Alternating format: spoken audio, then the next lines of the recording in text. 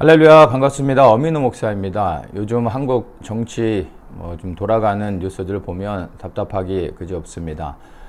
저도 좀 기회 될 때마다 뉴스들을 간간히 좀 보기는 하는데 매일 나오는 뉴스들이 참 우리를 너무 낙심케 하는 그런 소식들입니다.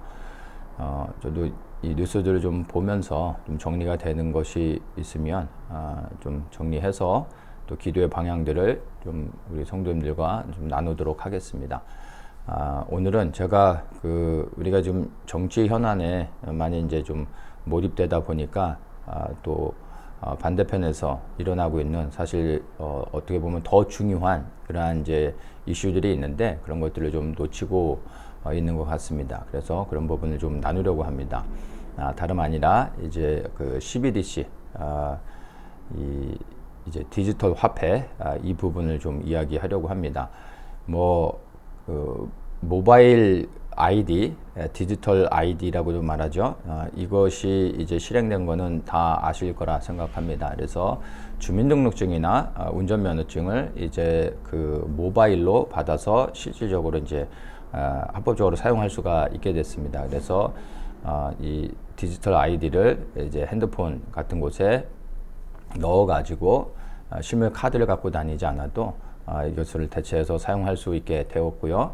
이것과 연관해서 이제 CBDC가 지금 현재 그 시범적으로 테스트 과정이 이미 시작됐습니다. 4월부터 해서 6월까지 해서 이제 몇 개월 동안 이제 그 시범 과정을 거치고 그 과정 가운데 생겨난 어떤 문제점들을 보완하고 이게 아마 언제인지 모르지만 제가 생각할 때 빠른 속도로 전 국민에게 이제 그 보편적으로 그러나 강제적으로 이렇게 이제 실행이 되어질 겁니다. 그래서 생각보다 사실은 이 디지털 화폐가 실용되어지는 게 멀지 않았습니다. 근데 이 디지털 화폐에 대해서 우리가 이제 좀 분명하게 알아야 되는 것이 단순히 이제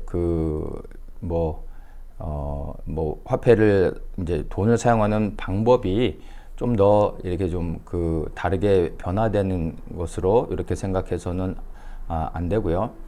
이 디지털 화폐는 쉽게 설명하면 가장 중요한 것이 중앙은행에서 그러니까 우리 한국은행에서 이제 발행하고 그리고 여기에서 컨트롤하기 때문에 이 그 디지털 화폐를 사용했을 때 이 모든 출처를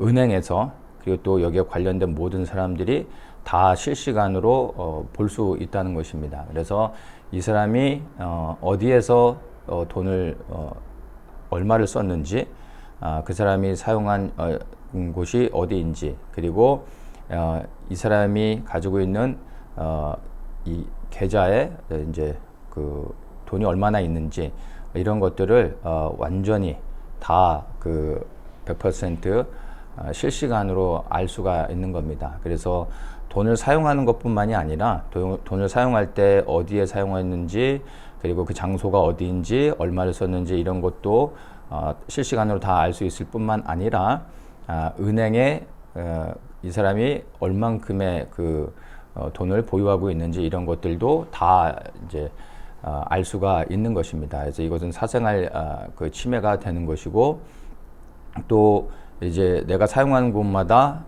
실시간으로 어디서 사용했는지 그 시간대별로 정확하게 그런 것들이 다 파악이 되기 때문에 위치 추적과도 연결이 된다고 보시면 됩니다. 근데 이게 왜 이제 문제가 되냐면 이 디지털 화폐에는 이제 여러 가지 이제 권한을 넣을 수가 있습니다. 예를 들어서 우리가 쓰는 현금은 이제 유효 기간이 없죠. 내가 1년 안에 쓰는 게 아니라 내가 원할 때 쓸 수 있고 원치 않으면 그 돈을 계속 가지고도 있을 수 있습니다. 그런데 이 디지털 화폐에는 유효 기간을 선정을 할 수가 있는 겁니다. 그래서 이 디지털 화폐를 줬을 때 예를 들어서 5개월이다라고 하면 그 5개월 안에 그 돈을 쓰지 않으면 5개월이 지나면 유효기간이 지나면 그 돈은 이제 사라지는 겁니다. 소멸되는 겁니다. 그래서 그런 것들을 락을 걸어 놓을 수가 있는 겁니다. 그리고 또 이제 누가 이제 돈을 사용하려고 했는데 중앙 정부에서 이 사람의 그 자금이 지금 뭔가 문제가 있다, 이제 의심이 된다 이럴 때 강제적으로 이 사람의 그 모든 그 디지털 화폐를 그 락을 걸어버릴 수가 있습니다. 그러면은 이 사람이 돈을 사용할 수가 없게 됩니다.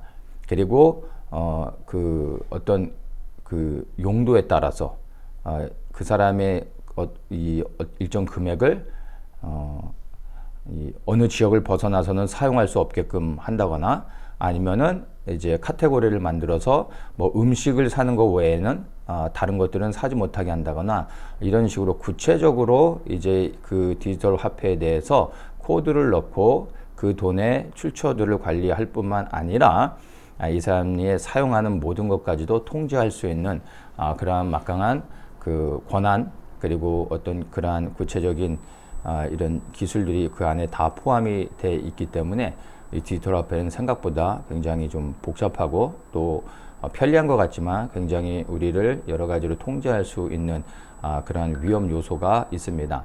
자, 그런데 뭐 우리가 원튼 원치 않든 지금의 대세는 디지털 화폐로 이제 흘러갈 수밖에 없습니다. 그래서 머지않아 이것에 대해서 홍보하고, 그 다음에 뭐 대부분의 국민들이 저항 없이 받아들일 수 있도록 이제 디지털 화폐에 대한 마음을 열고 다 이것들을 그 수용할 수 있도록 이제 그런 뭐랄까 이제 홍보들을 하게 될 겁니다. 그런데 대부분의 사람들이 이 디지털 화폐에 대한 위험성들을 이미 다 인식하고 있기 때문에 사실 많은 사람들이 디지털 화폐에 대한 좀 불편함들, 그리고 이제 이 사생활 침해라든지 그리고 또 이제 그 여러 가지 보안에 관련돼서 특별히 이제 이제 비밀을 요하기 원하는 이런 사람들에게 있어서는 불편할 수 있거든요. 그래서 이제 이 디지털 화폐를 사용하는 거에 대해서 사실은 좀 꺼림직하고 좀 부정적인 시각을 갖고 있는 사람들이 훨씬 더 많습니다. 그래서 이 디지털 화폐는 지금 현재로서는 이제 국민들이 원해야 사용할 수 있는 것인데 지금 현재는 사실은 그 대다수의 국민들이 이 디지털 화폐에 대한 그 호감도가 별로 좋지가 않습니다. 왜냐하면 디지털 화폐를 사용하는 순간 제가 말씀드린 것처럼 이제 나의 모든 일거수일투족이 사실은 다 이렇게 감시되어지고 그리고 통제되어질 수 있기 때문에 사람들이 사실은 이제 좀 부정적인 시각을 가지고 원치 않고 있습니다.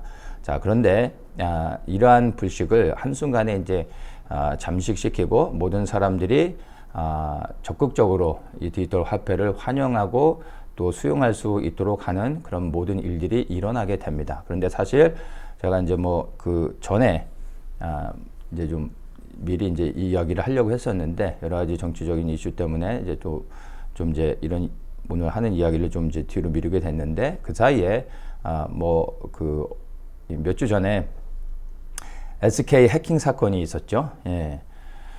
이 SK 해킹 사건이 굉장히 좀 의미가 있습니다. 뭐 이 SK 해킹 사건에 대해서 여러 가지 이제 뭐 좀 보안 문제 때문에, 그리고 또 이제 그걸로 이제 개인정보 유출로 인해서 많은 사람들이 피해를 입고 또 염려하는 뭐 이런 것들에 대해서 많이 뉴스를 다루고 있는데, 저는 이 SK 그 해킹 사건을 이제 CBDC하고 좀 연결을 시켜서 좀 이렇게 그 생각하게 됐습니다.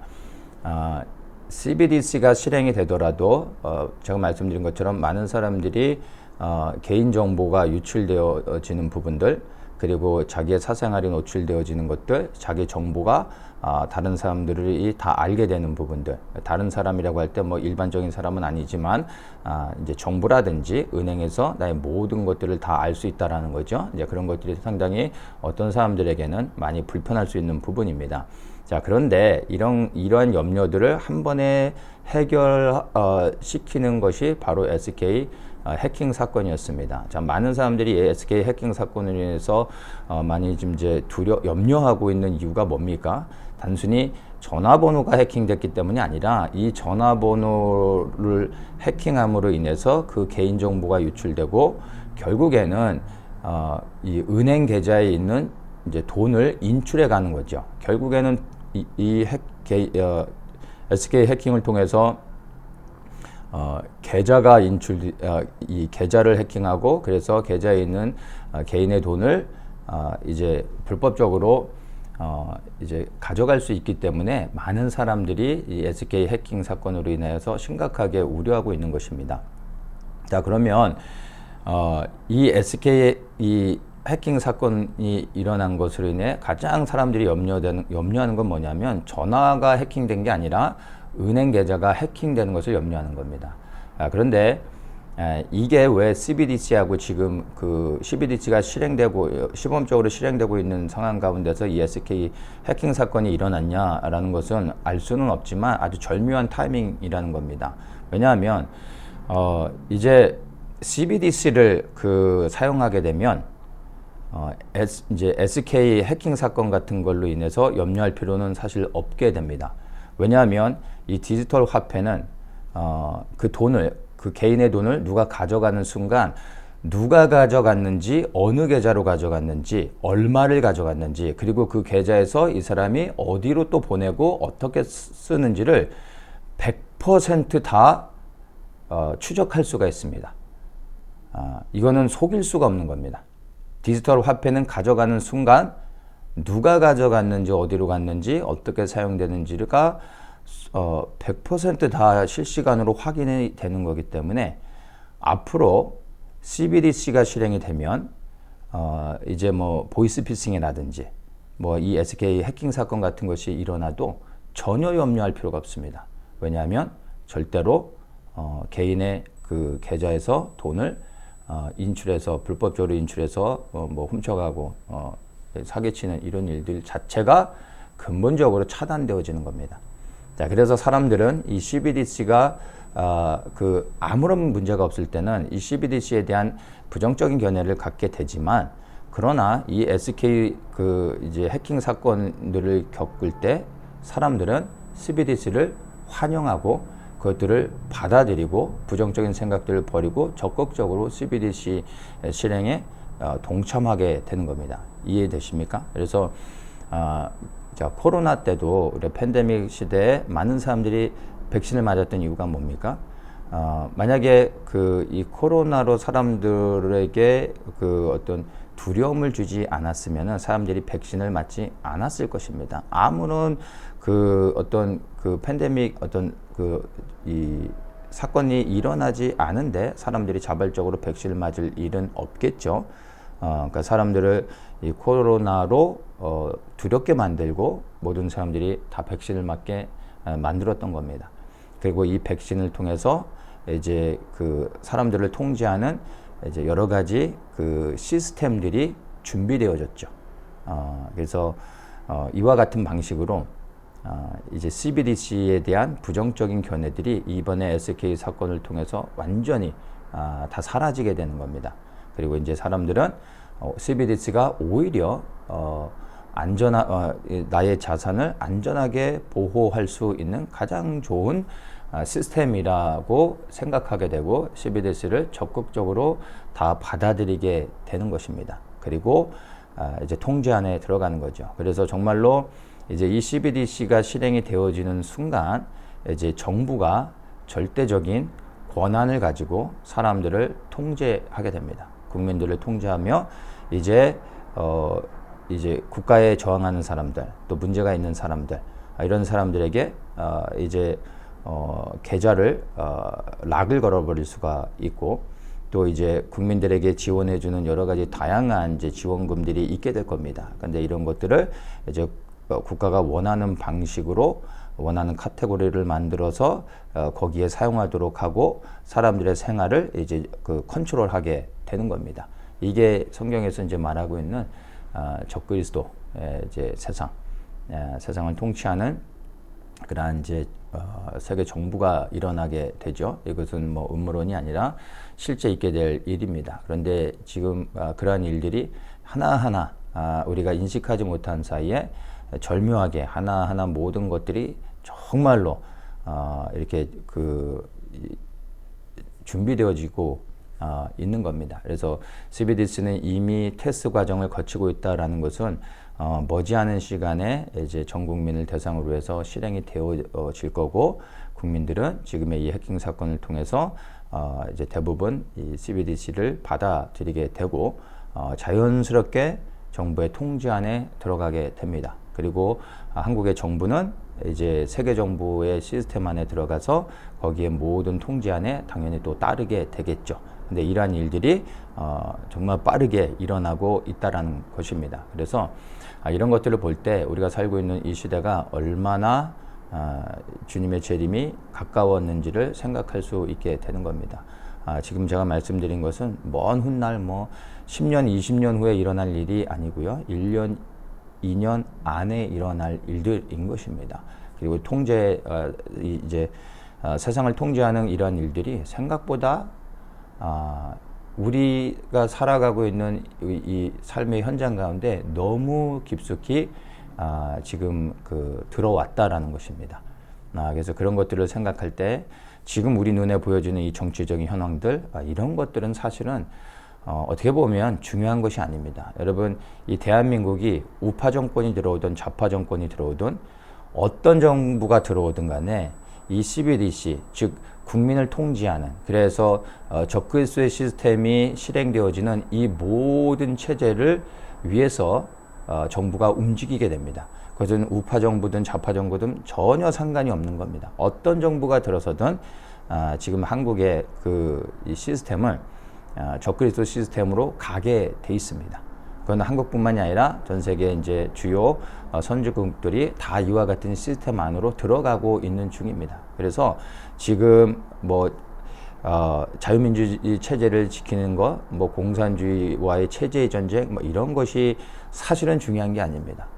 그래서 더 본질적인 것은요, 우리가 이러한 시대 가운데서 그럼 우리 크리스찬으로서 어떻게 살아야 되는가, 이런 부분들, 지금 우리에게 실질적으로 다가오고 있는 일들이 무엇인지를 생각하면서 그러면 우리가 이제 어떻게 이 때를 살아야 되는지를 곰곰이 생각해야 됩니다. 여러분, 적그리스도 체제가 시작되면 쉽게 얘기해서 성경적으로 말하면 밤이 되는 겁니다. 밤이 되면 일하지 못합니다.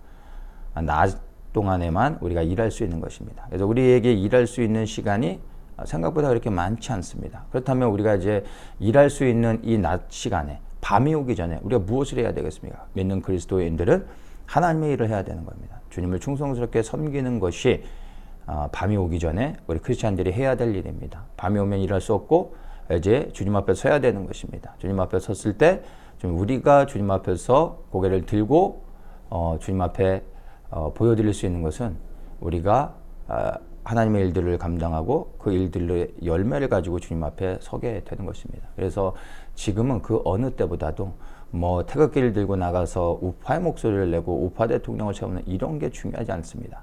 이제 우리 크리스찬들, 그리고 또 이 마지막 때의 교회들은 이 시대에 하나님이 기뻐하시는 일이 무엇인지를 생각하면서 그 하나님의 일들, 그리고 하나님의 그 부르심을 향하여 더욱더 전심으로 나아가야 됩니다.